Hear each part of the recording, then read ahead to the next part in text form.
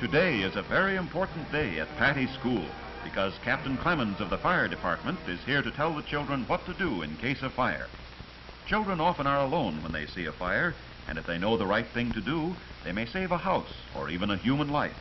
The main thing is be calm, stop and think, and then do the best you can.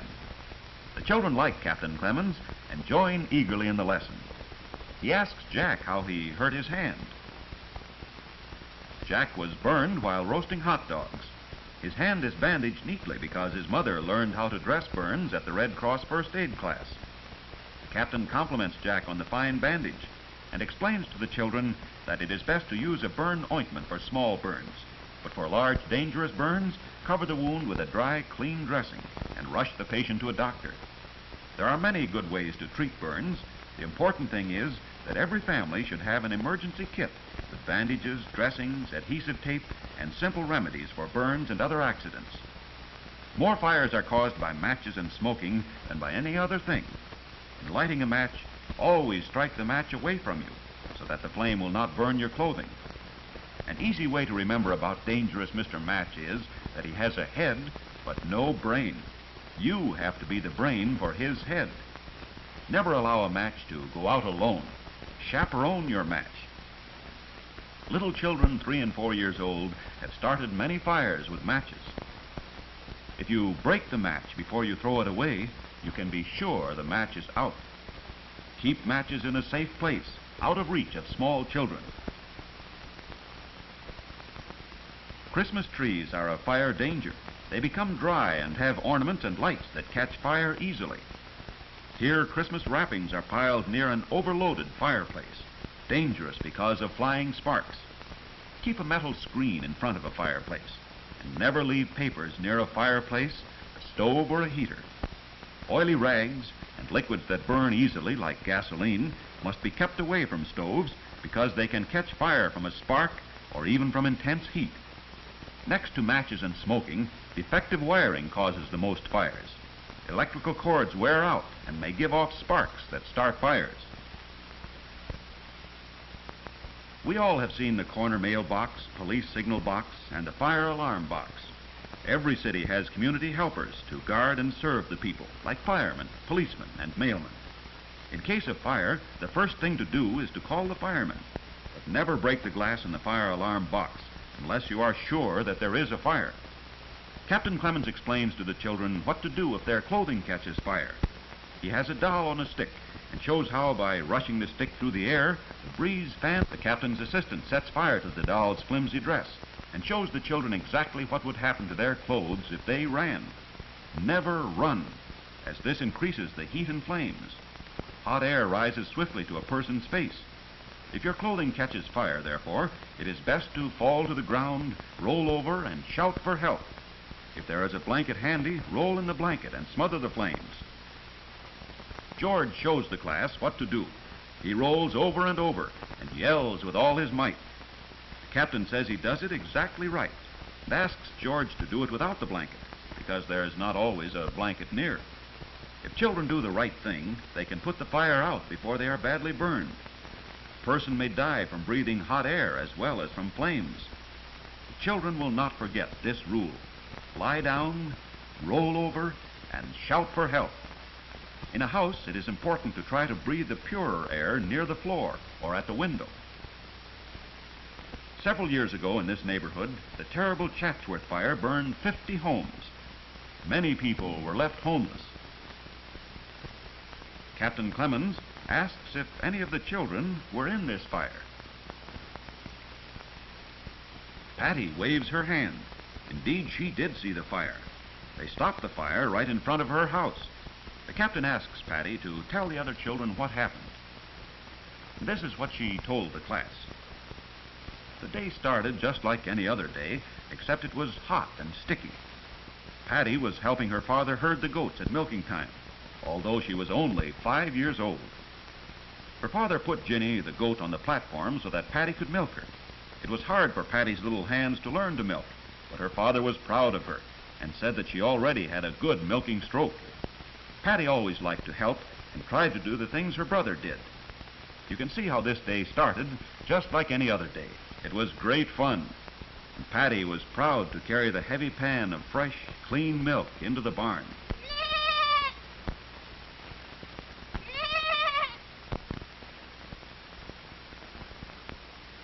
Then suddenly things began to happen. Fleeta whinnied.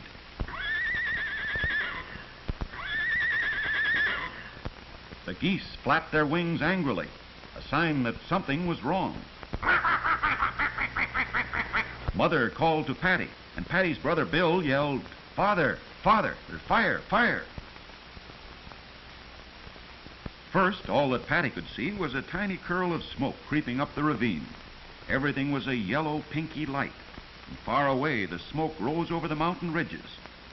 Patty's mother told her to stay where she could see her. Her mother telephoned in the fire alarm to the fire station. Tongues of flame crept over the top of the hill toward their house. Patty's father, Mr. Garman, always knows what to do, and in 3 shakes he and Bill hauled their hose up the hill across from the Garman house. Bill held the hose steady, but his face looked scared, and he kept mumbling as if he were praying. The flames spread along the ground, catching fire to everything. As far as you could see, there was smoke, and a bad wind came up. A fire is spread by flames and also by the terrific heat that blows ahead of the flame, catching fire to everything in its path.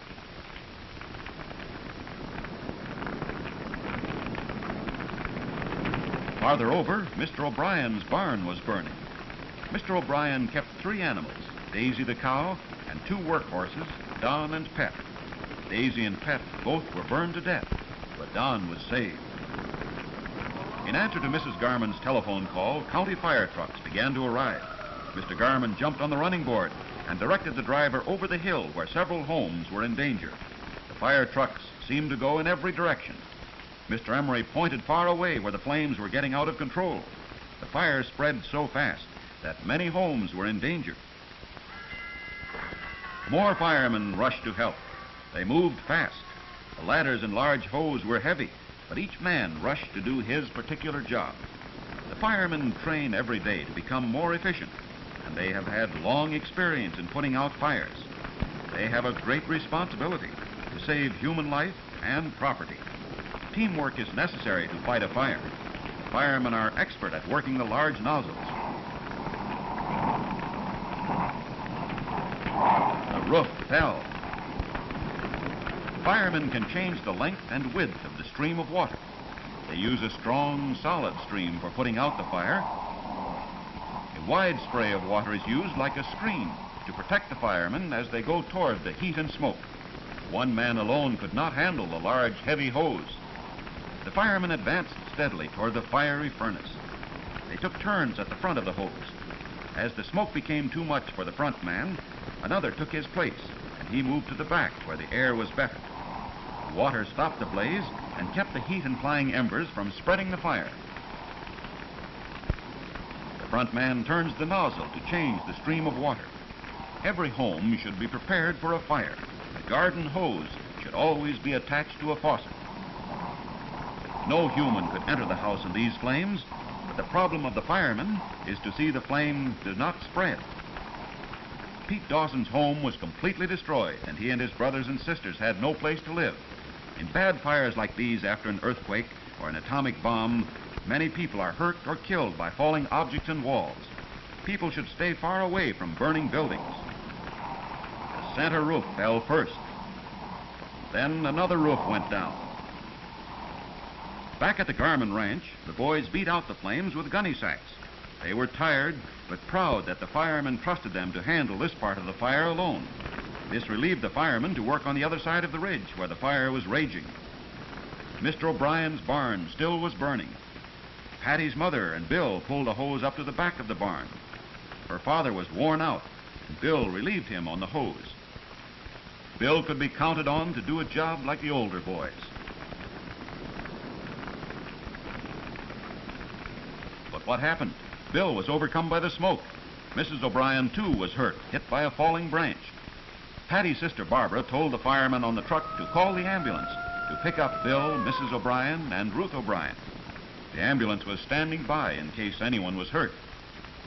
In this terrible fire, no people were killed due to the quick thinking of the men and prompt first aid.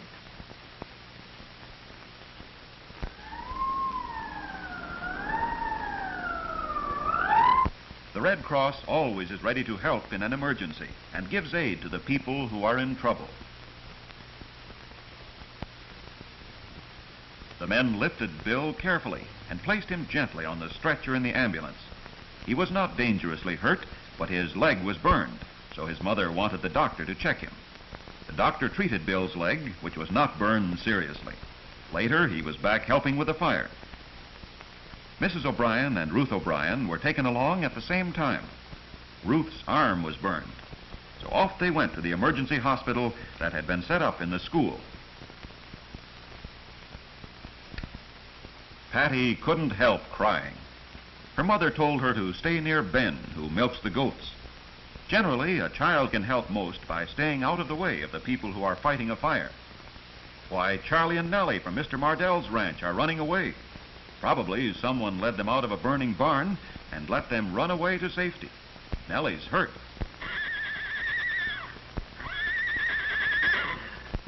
Patty herded the goats to the end of the corral, away from the smoke, and tried to talk calmly to the goats to keep them from getting excited. They might have stampeded and hurt each other. Her baby goat was trembling. If the fire should come too close, Patty's father would move the goats to another pasture. Back over the ridge, the firemen were trying to save Janie Brighton's home. How could any human being enter a building in the dense smoke?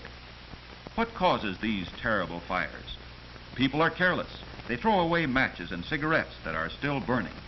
They even smoke in bed, go to sleep, and drop their burning cigarettes. The firemen pulled out a burning Davenport. The fire can smolder and spread while a person sleeps. This fireman stayed near the floor because in a burning room, the air near the floor is better and easier to breathe. Flames and hot air rise and create a draft, which draws in the cool air near the floor or ground. See how the hot air and smoke rise from this house and the clear air sweeps in below. After a fire, you often see the firemen working in the attics, pulling out the walls and floors. Seems like unnecessary destruction of the building, but it is important to be sure that no hidden fire is buried in the frame to start up later and cause another fire. Firemen do everything they can to prevent water damage. Reporters and news photographers go to all large fires to learn about the fire and also to find human interest stories for their papers. Each man tries to get the news to his paper first.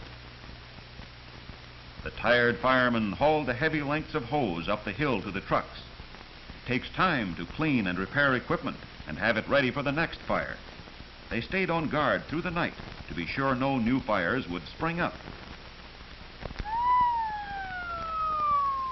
The large number of fire trucks showed that many firemen still were working throughout the hills.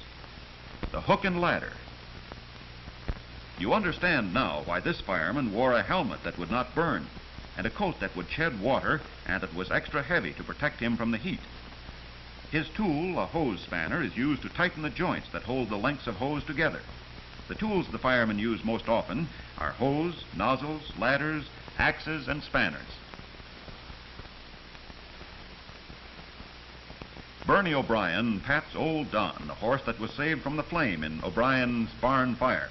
Mr. Emery told Mr. Garman about the damage at High Point. Refugees who yesterday had a nice home now trudged through the ruins hoping to save something of value. Nothing was left standing. Just an old car and the old stove. Poor Millie and Todd. Who wants an old roasting pan? Everything gone.